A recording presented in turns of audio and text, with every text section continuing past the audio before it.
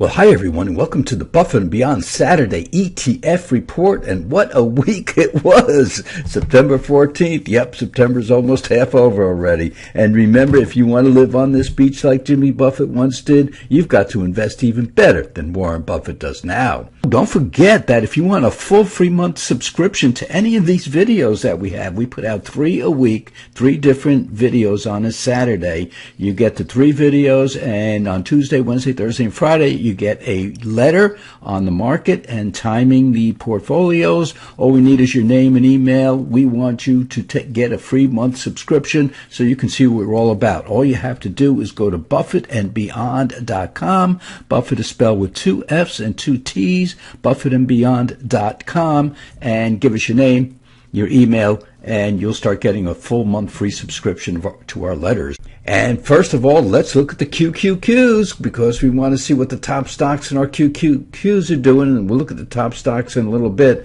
but let's look at the chart here. Well, first of all, let's look at the QQQs, and we can see this oversold condition that we had here. So we were looking for a pop in here, and boy, we had 3 days in here where this market tested this approximate level in here, and then all of a sudden on Wednesday it took off like a rocket.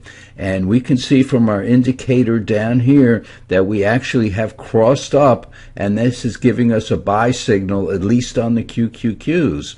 Now let's go to the SQQQs, and we can see that the SQQs, which are the inverse of the NASDAQ 100, the QQQs, and we can see that it is doing the opposite. So when the market goes up, the SQQQs go down, and when the market goes down, the SQQQs go up. So we are looking at this sell signal in here, down here, which is telling us that the market is going up. So this is a very, very nice signal. And we use the SQQs as our hedging devices, which we took off this past week. So let's look at the Dow Jones, and we can see the Dow Jones is looking at this top in here, and boy, oh boy, it broke through this top right in this area here and could not hold it, which was very, very surprising, because once it gets above there and tests it, which is the second day of this black line in here, and the test is good, then we usually have a rally. But boy, the market decided to change its mind and come down, test this 50-day moving average, and then just shot up. And the 700-point move, it was 700, I'm talking about the Dow now, the Dow was down over 700 points and then came back to close up 124 points. So that was quite a reversal in there, and boy, that prompted us to put any cash to use right away when we saw that getting toward, well, afternoon, actually it started up, and we went in there and put any idle cash to work.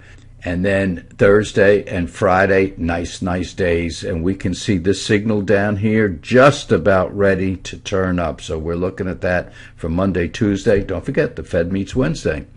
And when we look, let's look at the housing ETF. And this is actually the home builders, and we're waiting for this thing to turn up. And boy, oh boy, you could see where in here was a little bit over a week of trading, where the market held this position right in here and then all of a sudden shot up.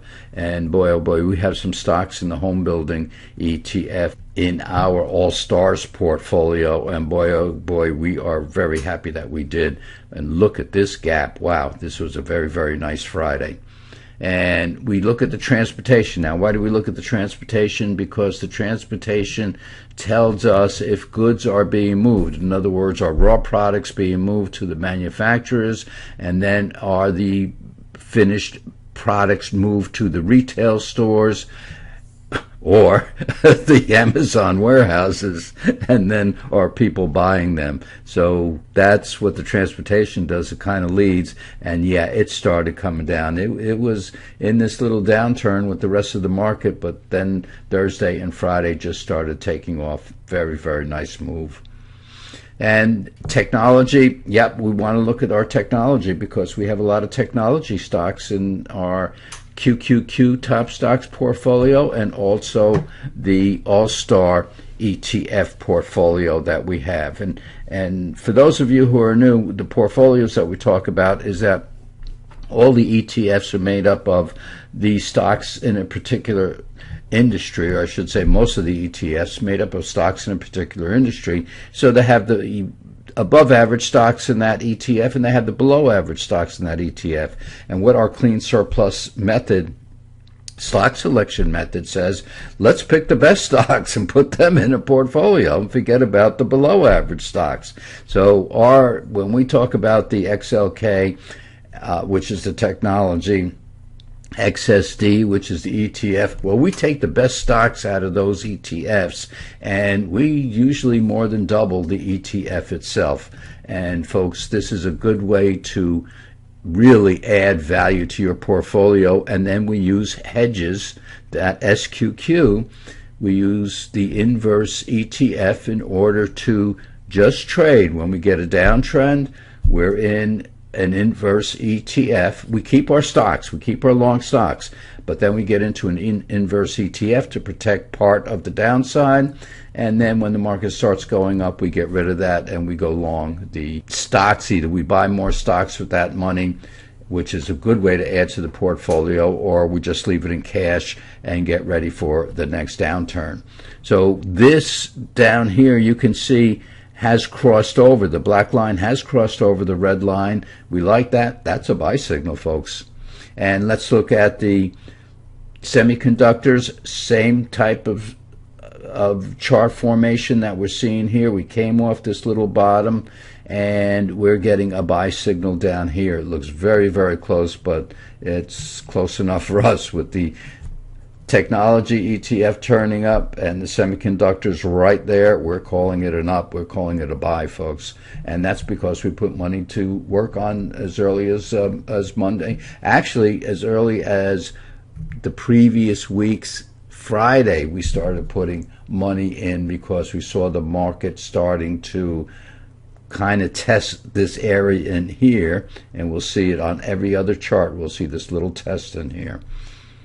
And the utilities, it just won't stop going up. It won't stop going up. Reason, because as interest rates go down, the utility stocks and fixed income instruments go up. Now, the utilities are not fixed income instruments, but they have high dividends, but they also grow. So people are saying, well, if the Federal Reserve is going to lower interest rates now, and they've been kind of forecasting that for the past month or so, that they're changing direction. I'm talking about the Fed now, changing direction, and they all but said they're going to start lowering interest rates, and that meeting is Tuesday and Wednesday, and we'll know Wednesday. So people are selling their bonds, they're selling their treasuries and getting into utility stocks, which have a fairly high dividend, and they grow. So that's why you're seeing this big trend up. Boy, that's a perfect trend in there, isn't it? You can't get any better than this. And that's because interest rates are going down. Therefore, the utilities are going up. And let's look at our ETF sector star portfolio. And folks, we're up 26%. So we look at the QQQs because we get most of our stocks in the sector star portfolio out of the QQQs, and then we take some stocks in the housing industry and any other ETFs. We have one in the transport industry in this portfolio. It's a portfolio of about 18 stocks, and this is what I was talking about. With the QQQs up 15%, the S&P up 17.6%, these top stocks are up 26.2%.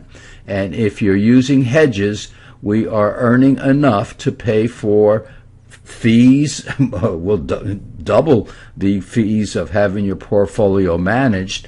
Plus, when there's a downturn, we get into our inverse ETFs to help protect some of the downside. And that's what this is all about, folks. So we take about 10% of the portfolio and invest it in the inverse ETFs when the market, or when we feel the market is going to go down. And I shouldn't say feel. We use technical indicators to determine when a downtrend is starting. Will it continue? Who knows? But right now, the market participants are very happy about the market because of interest rates being lowered and inflation coming down. You can't beat that combination, folks. So anyway, we're 3.2% ahead just for investing in those inverse ETFs when we've had a decline in the market. And look at our daily newsletter, because we have the whole chart of there of when we got in and when we got out of those.